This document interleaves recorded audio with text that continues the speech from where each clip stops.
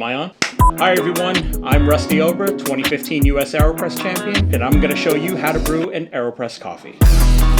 Now, the first thing that we are going to need like the AeroPress, and I like to use the inverted method just to give it a little bit more steep time, to give it a little bit more contact with the coffee. So this is my actual preferred method. The coffee that we are using today is coffee, and the grind size, I like to do it a little bit finer than if you were using a V60 or paper filter, but not quite as fine as espresso. Weight wise, I have about 16 grams of coffee. I like to use a scale just to make sure that everything is measured properly.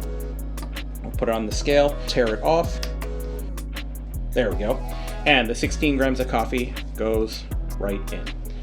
To make sure I have like an even bed, I'm just going to make sure nothing's stuck at the top, and we have just like an even level right here. Tear this again.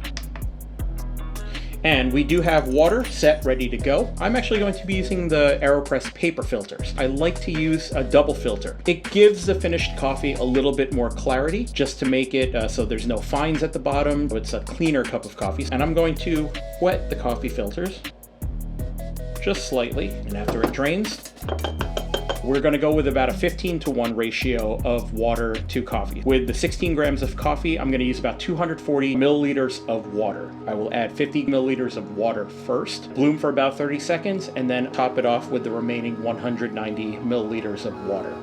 And we are going to start with the 50 grams of water.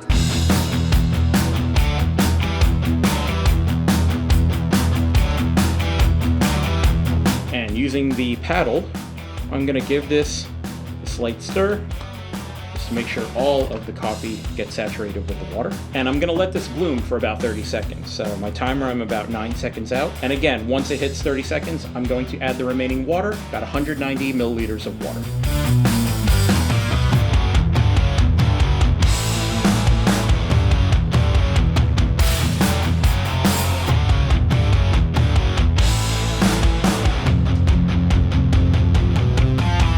This recipe, it's almost going to be right to the top, and using the paddle again, just going to give it a stir about 3 times to make sure that there is no coffee just stuck at the bottom. And I am going to cap this.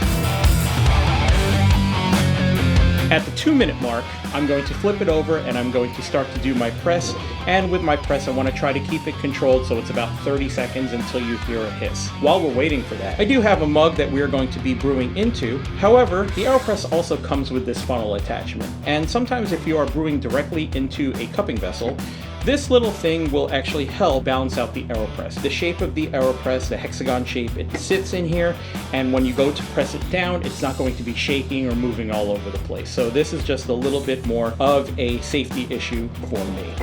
And we are down to 10 seconds, and again, as soon as it's 10 seconds, I'm going to invert it and then begin my press.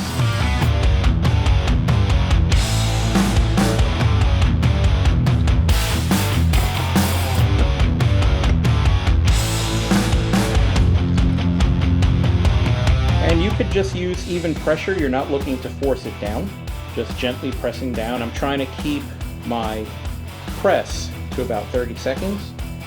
I'll stop once I could hear that hiss.